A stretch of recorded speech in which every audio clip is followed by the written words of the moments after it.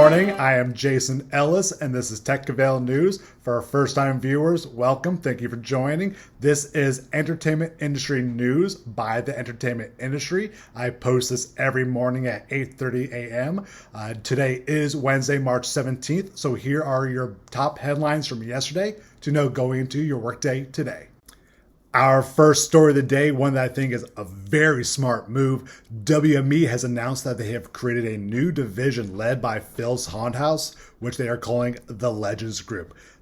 This is brilliant. It is them managing estates of celebrities, venues, pretty much anything that they want to control that's going to create really smart IP. They've announced that they're controlling comedian Andy Kaufman, Eartha Kitt, Peter Tosh, as well as the punk venue in New York, CBGB.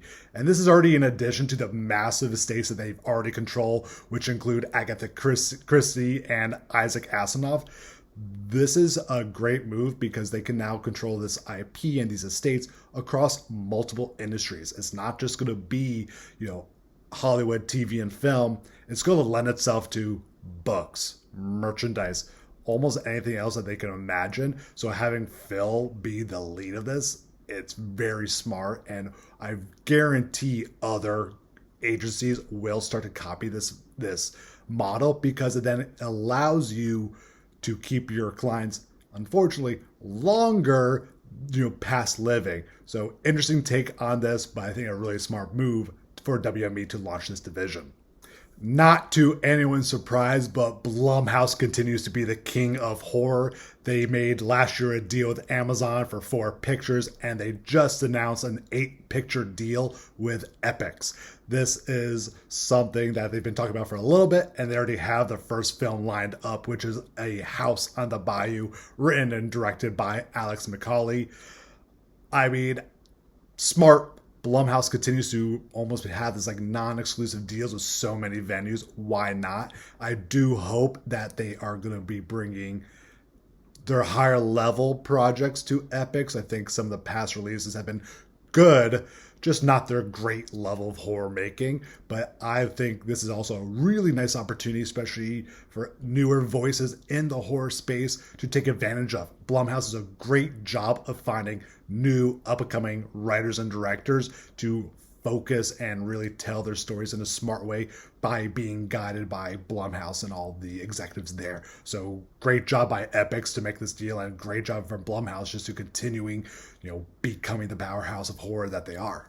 I'm going to put this story as industry adjacent since it involves Facebook, but Facebook has announced that they are launching a self-publishing platform for independent writers and journalists to monetize their own writing.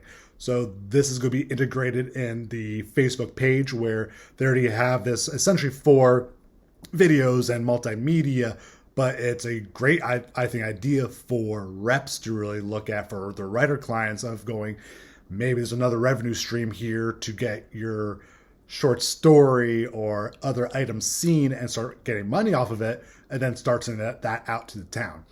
The interesting thing about this story is Facebook was literally just sued by Australia for not paying for news stories being on their platform. They've essentially been saying, well, the news outlets are getting a lot more press because they're on Facebook, but every time we read news, which actually I believe it's 70% of the population reads mainly their news off of Facebook, the news outlets see absolutely no money on those clicks. So in Australia, Facebook did have to officially concede and had made a 3-year deal with News Corp to have news now back on Australia and on their Facebook platform. That may be something that's going to happen here in the States. So it's interesting to see Facebook create something to essentially go, hey, journalists, instead of working for your news outlets, you can self-publish here and monetize your own writing. So will this be a problem with the news outlets and Facebook? Probably, but let's see what happens. The self-publishing has not launched yet. It was just an announcement, but I think it's worth us keeping an eye on how that's going to play out. HBO Max has announced a new series order for a reality show called The Hype, and it is a streetwear competition. I think this sounds like a lot of fun. HBO Max is giving them an 8-episode order where 10 streetwear designers will be competing against each other. Speedy Mormon is going to be the host. The judging panel includes Offset, who's actually also going to be executive producing, Beth Burkett, and costume designer Marnie Sinofonte.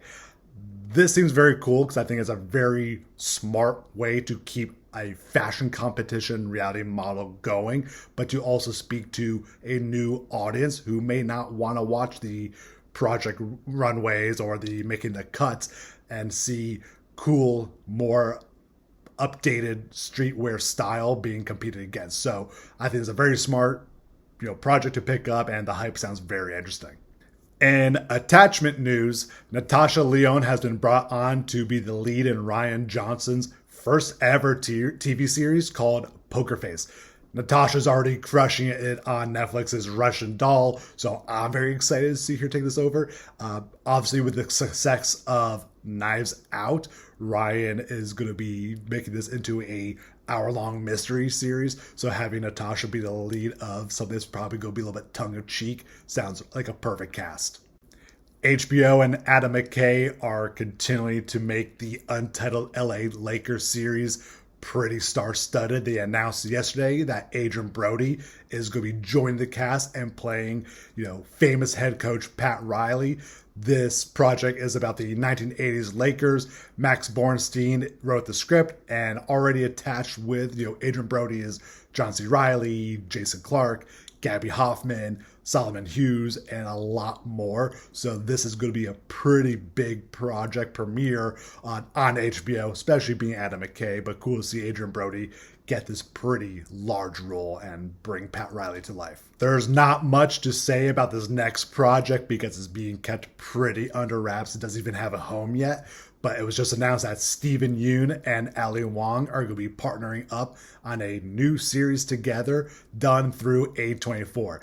This makes perfect sense. A24 and Steven Yeun just work together on Minari and have a great collaboration. And then the project is going to be showrun and created by Lee Sung-jin, who is a writer off of the show, the FX show Dave. So even though there's not really much known about this, with who's being cast as going to, at the very least, have a comedic undertone. So very cool to see, Yoon and Wong partner, and obviously be a very smart Asian forward story. So looking forward to that. To finish off our stories, I'm going to have a little bit of a weird news moment. MoviePass is somehow back from the dead. If you go to their website, they are teasing some form of mystery launch. The website has a countdown, which you can see right here. This is just a screenshot of it, of them going, something's coming. And the countdown is ending next Monday, March 22nd. So the former CEO has no idea what this is. No one really knows about this. So will MoviePass come back? And will they come back in a smarter way than last time? We'll see. So be on the lookout, I guess, for next Monday to see what that announcement's going to be. So these are the top entertainment news headlines from yesterday for you to know going into today's workday. I am Jason Els. Please remember to like and subscribe. Hopefully this is going to get your day on the right step forward, and I'll see you tomorrow morning, bright and early. Have a great day.